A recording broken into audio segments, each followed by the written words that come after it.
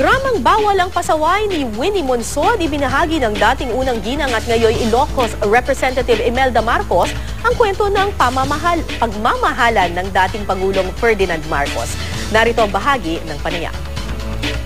Alam niyo, Mrs. Marcos, you met him something like April 20 and then May 1, you got married. Sapagkat in 20 minutes, nung nakita niya ako, he proposed marriage. If you will marry me right now, I'll marry you. Sabi ko, I don't know you from Adam. Sabi ko ganon. Sabi naman niya, this is love at first sight. It's like most, well, not like most, but a lot of Filipino husbands, nangaliwa siya yun.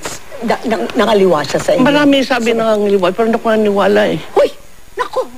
Not even with Dowie Beans? Hindi.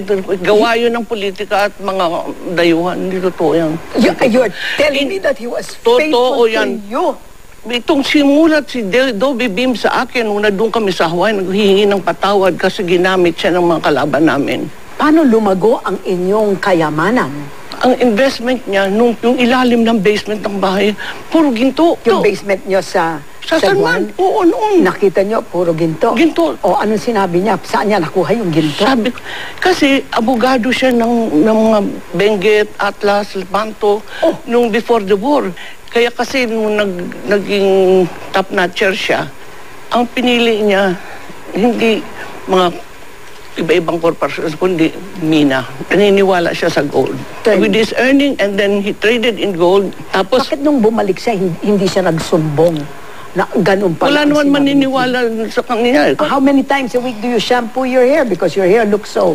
Hanggang, siyempre. Well, hanggang mas kuwan lang ng konti, kumati lang ng konti, magpapa-shampoo na ako. Meron kayong sa loob, you have something inside to keep it up. Pinitis. Don't you want to ever change your hairdo? I mean, it's the same hairdo for 40 years, for God's sake. Not only 40 years. Kasi I do not want to change Imelda. Maraming salamat, Mrs. Marcos. I thank you for finally inviting me, the Miss Pasaway, in your program.